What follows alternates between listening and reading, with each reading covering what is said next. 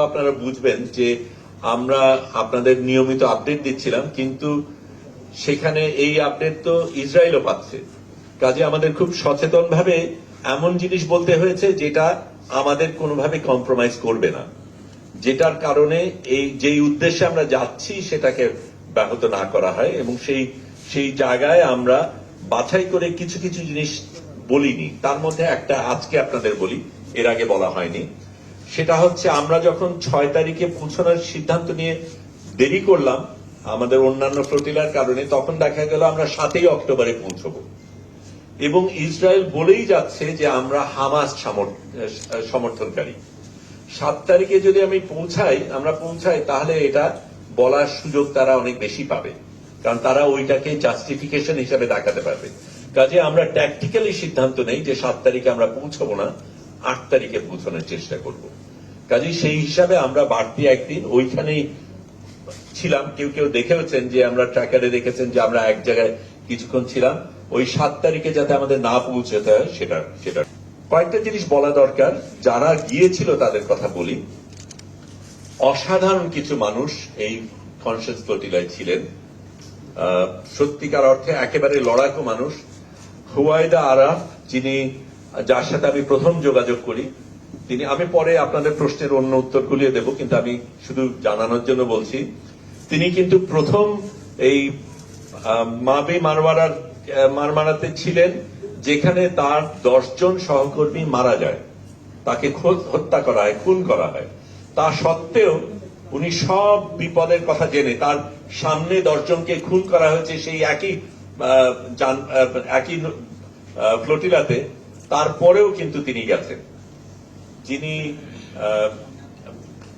কো captain ছিলেন, 2 জন captain ছিলেন, আমাদের একজন তুর্কিশ ক্যাপ্টেন আর একজন মেডলিন নামে অস্ট্রেলিয়ান একজন ক্যাপ্টেন। তিনি এর আগে বিভিন্ন এই ধরনের বড় বড় অভিযানে গেছেন এবং সেগুলির রিস্কগুলি উনি জানেন। তিনি আবার আমাদের আগে প্রশিক্ষণও দিয়েছেন, সেফটি ট্রেনিং, অনেকগুলি জিনিস আমাদের আগে করতে হয়েছে। নারী ক্যাপ্টেন। তারপরে নারীদের একটা বড় অংশ ছিল এখানে, শুধু সেটা না, জোহরা তার একটা পা কাটা, অ্যাম্পিটেট করা, সেখানে একটা আর্টিফিশিয়াল পা নিয়ে তিনি গেছেন। 84 বছরের একজন নারী, প্রেসিডেন্ট ম্যাক্রোর খুব ঘনিষ্ঠ ব্যক্তি, তিনি গেছেন এবং নৌকা থেকে লাইভ ব্রডকাস্ট করে ম্যাক্রোকে প্রশ্ন করেছেন, কেন তুমি এই জিনিস হতে দিচ্ছ। এই ধরনের অসাধারণ কিছু কিছু ব্যক্তি গিয়েছেন এই অভিযানে, কিন্তু যারা যাননি সেটার কথা বলা দরকার। কারণ আমরা মিডিয়ার জন্য করেছিলাম, মিডিয়া এবং স্বাস্থ্যকর্মীদের জন্য। মেইন স্ট্রিম মিডিয়ার একটা ব্যক্তি যায়নি, কোনো একটা ব্যক্তি কোনো মেইন স্ট্রিম মিডিয়ার থেকে এখানে যায়নি। সেই রিস্ক তারা নেয়নি। ব্যক্তিগত রিস্ক বলবো না রাজনৈতিক রিস্ক, সেটার মধ্যে আমি গেলাম না, কিন্তু একটা মেইন স্ট্রিম মিডিয়ার কোনো উপস্থিতি ছিল না, এটা আমাদের মাথায় রাখতে হবে। এবং মেইন স্ট্রিম মিডিয়া কি ভয়াবহ ভূমিকা রেখেছে এই যুদ্ধে, এই লড়াইয়ে, এই জেনোসাইডে, সেটা আমাদের মনে রাখতে হবে। আমি তার বেশি একটানা বলবো না, আপনাদের অনেক প্রশ্ন নিশ্চয়ই আছে, প্রশ্নের মধ্যে হয়তো কিছু জিনিস আসবে, তার বাইরে যদি হয়। শুধু শেষের জায়গাটা বলি যে আমি ব্রডকাস্ট, আমরা কিন্তু তার আগে সারাক্ষণ মোহরা দিয়েছি, ধরলে কি হবে, কে কি করবে, কার ভূমিকা কি, একে আক্রমণ করলে অন্যজন কি করবে, একজনকে যদি খুন করা হয় বা আক্রমণ করা হয় তাহলে আরেকজন কিভাবে আসবে। একেবারে মিলিটারি কায়দায় আমরা পুরো যাত্রা সহ আমরা এই জিনিস করেছি।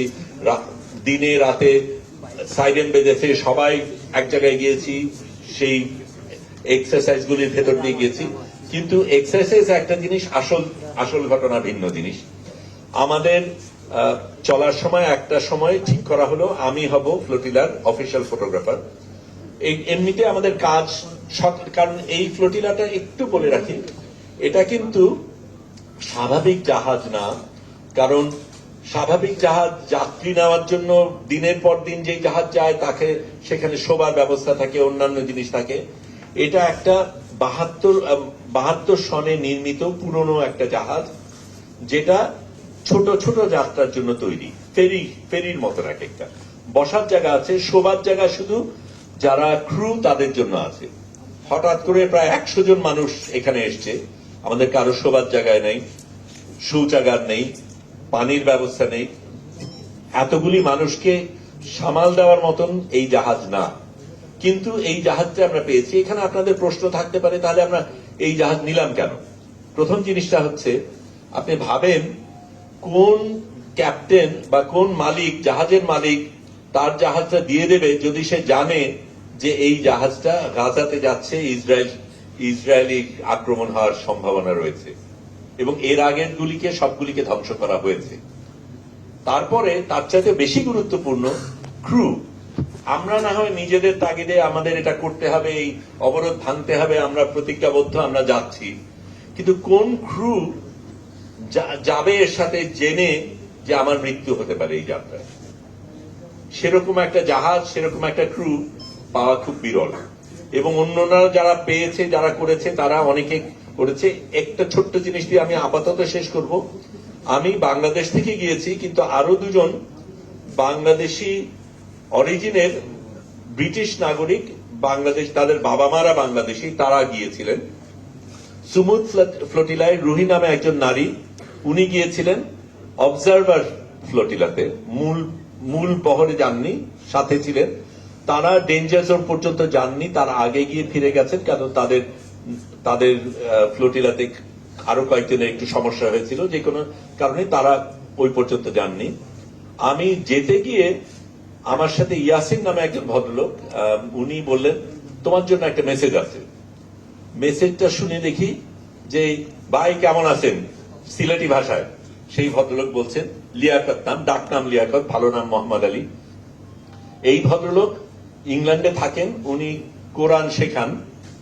উনি নিজে আরো 3 জন বন্ধুকে নিয়ে জড়ো করে 28,000 ইউরো জোগাড় করে একটা নৌকা কিনে তারপর ওখান থেকে এই সুমুদে যোগদান দেবেন। যোগদান দেওয়ার একটা প্রক্রিয়া রয়েছে, অনেক বাছাই করা ব্যাপার থাকে, কাকে নেবে কাকে নেবে না, সিকিউরিটির ব্যাপার রয়েছে, নিরাপত্তার ব্যাপার রয়েছে, এর মধ্যে মোসাদ এজেন্ট ঢুকবে কিনা, অনেক রকমের ব্যাপার রয়েছে।